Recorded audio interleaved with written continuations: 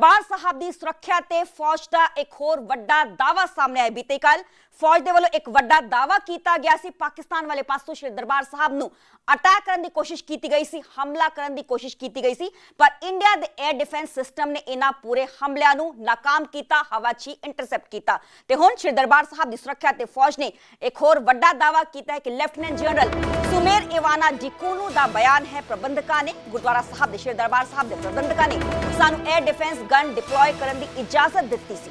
ਦਰਬਾਰ ਸਾਹਿਬ ਦੀ ਸੁਰੱਖਿਆ ਲਈ gun deploy ਕੀਤੀਆਂ ਗਈਆਂ।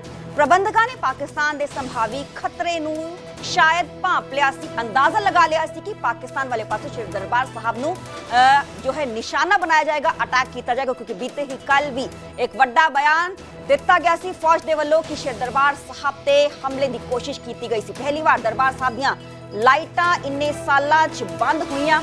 ਅਸੀਂ ਦੇਖ ਪਾ ਰਹੇ ਸੀ ਕਿ ਪਾਕਿਸਤਾਨ ਦਾ ਕੋਈ ਸਪਸ਼ਟ ਟਾਰਗੇਟ ਨਹੀਂ ਹੈ। ਪਾਕਿਸਤਾਨ ਨਾਗਰਿਕ ਖੇਤਰ ਦੇ ਧਾਰਮਿਕ ਥਾਵਾਂ ਨੂੰ ਨਿਸ਼ਾਨਾ ਬਣਾ ਸਕਦੀ ਸੀ। ਭਾਰਤ ਦੇ ਆਰਮੀ 에ਅਰ ਡਿਫੈਂਸ ਚੀਫ ਨੇ ਸੁਮੇਰ ਇਵਾਨਾ ਡਿਕੂਨੂ ਜਿਨ੍ਹਾਂ ਨੇ ਇੱਕ ਵੱਡਾ ਬਿਆਨ, ਵੱਡੀ ਸਟੇਟਮੈਂਟ ਦਿੱਤੀ ਹੈ ਕਿ ਕਿਸ ਤਰੀਕੇ ਨਾਲ 7 ਤੇ 8 ਦੀ ਦਰਮਿਆਨੀ ਰਾਤ, 9 ਦੀ ਰਾਤ ਕਿਸ ਤਰੀਕੇ ਨਾਲ ਅਟੈਕ ਹਮਲੇ ਹੋਏ, ਕਿਉਂਕਿ ਬੀਤੇ ਹੀ ਕੱਲ ਫੌਜ ਦੇ ਵੱਲੋਂ ਇੱਕ ਵੱਡਾ ਬਿਆਨ ਦਿੱਤਾ ਗਿਆ ਸੀ। ਉਹਨਾਂ ਨੇ ਕਿਹਾ ਸੀ ਕਿ ਸ਼੍ਰੀ ਦਰਬਾਰ ਸਾਹਿਬ ਨੂੰ ਨਿਸ਼ਾਨਾ ਪਾਕਿਸਤਾਨੀ ਆਰਮੀ ਨੇ ਬਣਾਇਆ, ਜਿਸ ਸਭ ਦੇ ਚਲਦੇ ਇੰਡੀਆ ਦੇ 에ਅਰ ਡਿਫੈਂਸ ਸਿਸਟਮ ਨੇ ਇਹਨਾਂ ਡਰੋਨਸ ਨੂੰ, ਇਜ਼ਾਮ ਮਿਜ਼ਾਈਲਾਂ ਨੂੰ ਬੇहद ਹੀ ਚੰਗੇ ਤਰੀਕੇ ਨਾਲ ਇੰਟਰਸੈਪਟ ਕੀਤਾ।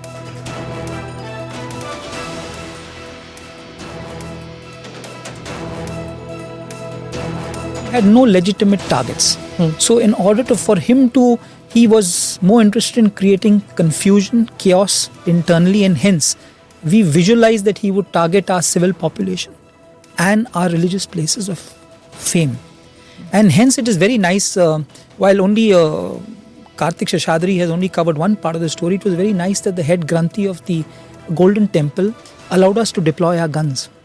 And it is possibly for the first time in maybe many years where they switched off the Golden Temple lights for the first time so that we could see the drone coming. I think that's what, the Golden Temple hierarchy realized there was possibly a threat when it was explained to them. They allowed us to deploy guns to secure to protect a national monument of international fame, which is visited by so many hundreds and thousands of people every day. And hence these guns were deployed and the Golden Temple lights were switched off so that we could clearly visualize the drones as they were coming in. And that gave us a greater clarity in the sky, because as and when you saw the light, you knew what to engage.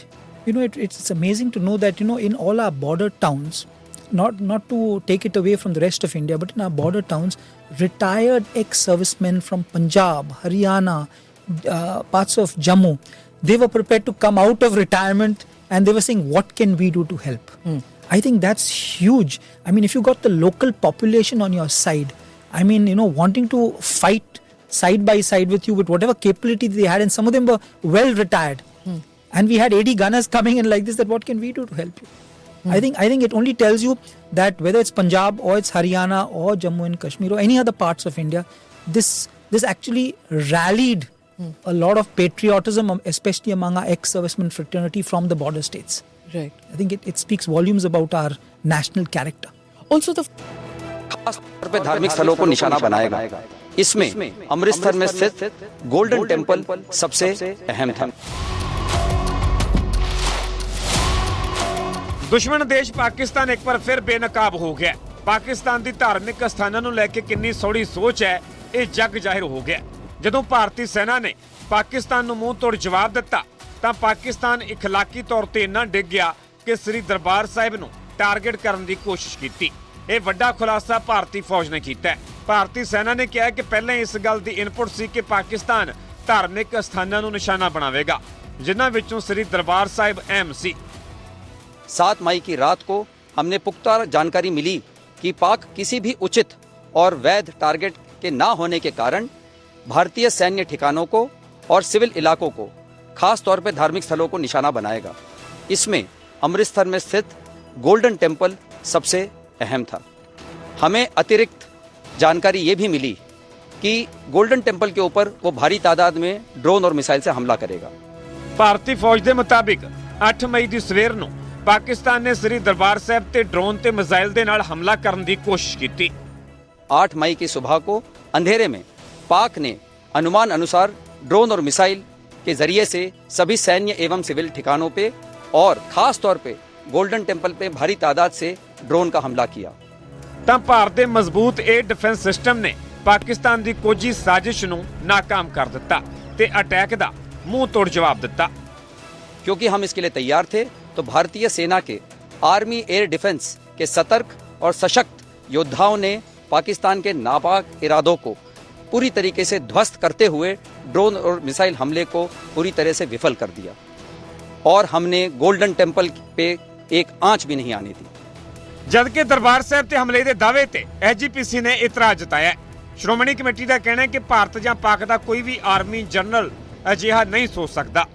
ਜਿਹੜੀਆਂ ਭਾਵੇਂ Indian army ਆ ਤੇ ਭਾਵੇਂ Pakistan army ਆ, ਇਹ ਇਹਨਾਂ ਦਾ political ਕੋਈ motive ਹੋ ਸਕਦਾ।